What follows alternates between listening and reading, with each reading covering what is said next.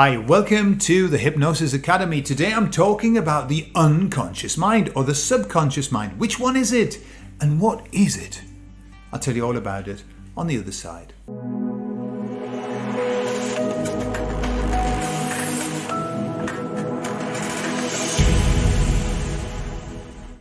When I started learning hypnosis,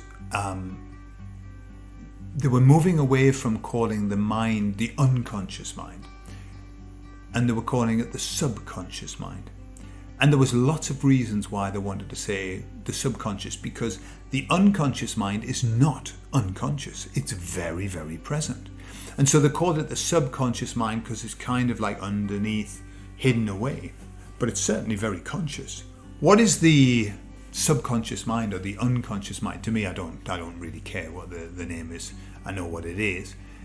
What is it? Well, it's the part of us, the mind that takes care of everything. That takes care of everything. The analogy of the iceberg, the conscious mind is the little bit that you see above the water, and then the bit underneath, well, that's the subconscious mind or the unconscious mind. The unconscious mind is so enormous that it is dealing at any one time with millions of things. It's kind of like some people call it the slave mechanism. It's kind of what it does all of the donkey work, all of the hard work.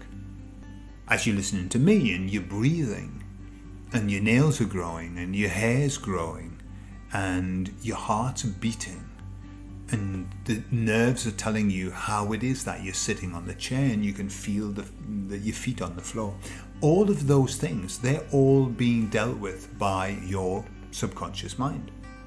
What's your conscious mind doing? Well, your conscious mind, even though we think it's us, is able to deal with what they call 7 plus or minus 2 things. So between 5 things and 9 things. If it has to deal with any more than that, the unconscious mind or the subconscious mind has to take over and deal with that. That's why when we're very highly stressed, all of our conscious mind is taken up on this stress. And so what happens is we miss stuff consciously. You know, somebody say, well, I told you that. And you go, do you know, I don't even remember. And that's because your mind was somewhere else. Your conscious mind was focused on all of these problems, okay? So the conscious mind is extremely limited. But it's kind of like the tiller, the person who guides the boat, basically. Your conscious mind, you make those decisions, you decide what you want. But the unconscious mind is kind of what puts it into practice. Okay. Other things that the unconscious mind is extremely honest. It's very, very honest. It doesn't like untruth. It doesn't like lying. And so that's why people who are telling lies give off tons of unconscious signals showing that they're lying. The unconscious mind will give them leakage. Right? Leakage is where people are Freudian slips, I think we used to call them. Freudian slips, where people will say something wrongly and they actually tell the truth. Okay, this has happened lately over the last 2 years. Every politician has been caught with leakage. Why? Because they're lying all of the time. The unconscious mind will punish you if you lie. How does it punish you? Well, it punishes you because it's very just. It takes away your happiness. It will make sure that you're not happy. Okay, and it punishes you in other ways too. But typically that's the one. It's like you're not going to be comfortable in your own body. Okay, if you're a dishonest person. The unconscious mind makes sure that every program that you have put into place runs beautifully. That's its job, is to run programs inside of you. The problem is, these programs often are crap ones. They're rubbish programs. Programs that we made when we were far too young and we had no business making programs. But the unconscious mind takes them and it will run with that program until the very bitter end. So that's why we find ourselves doing things that don't make sense. That's why we find ourselves behaving in ridiculous ways sometimes when we're triggered, because a program is triggered off and the unconscious mind says, I know what we do in this one. This is where we stamp our feet and scream. This is where we cry. This is where we get angry. This is where we start blaming others. Yeah, it's just endless, these programs that we run. The unconscious mind does all of that. The only way you can change a program in the unconscious mind is by overwriting it with another one. The unconscious mind deals with repetition. It loves repetition. So what happens is, when you want to learn something, when you want to learn, to play the piano, at the beginning, you have a really, really tough time. Really tough time. Why? Because you're doing it consciously, and the conscious mind is not strong. And so you're trying to do it consciously. All the time the unconscious mind's here, just watching, going, oh, right, is that what you do? Okay, that's what you do. After typically around about 30 days, if you do it every day, 30 days, after about 30 days, your unconscious mind goes, got that now, I'll take over that job. And that's when you start playing the piano and actually just enjoying it and not really thinking about what you're doing. The unconscious mind takes that job off you. Okay? If you do it enough. That's why. If you do it badly, right, you learn the wrong information, you take on board the wrong habit, you start a bad habit. When the unconscious mind takes it, bloody hell, it's difficult to get it to let go of that program, to let go of that habit.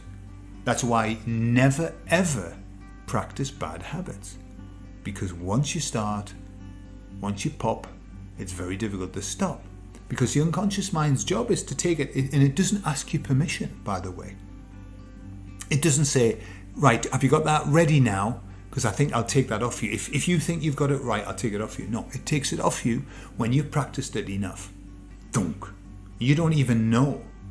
Suddenly you're going, oh my God, they're playing the piano, this is so hard. And then one day you just go, yeah, I'll be with you in a moment. Yeah, I'm just practicing here. And you go, wow, this is really nice. Okay, unconscious mind's taking it. So never ever put in bad habits, right? Because they're hard to get out. Anyone who tries to stop smoking will be testament to that. So let me finish with the last thing. The unconscious mind is some people say it's like a child. I would say it's very simplistic in the way that it works. It's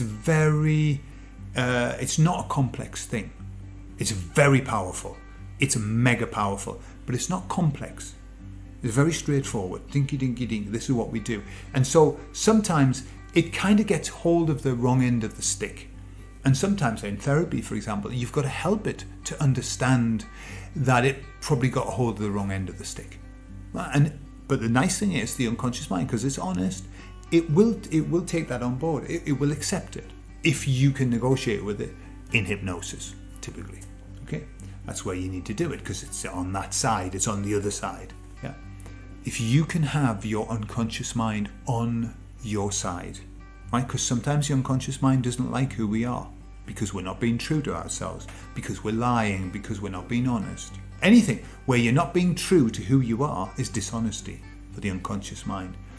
When you start being honest, when you start being true to yourself, when you start fulfilling your purpose, the unconscious mind begins to reward you.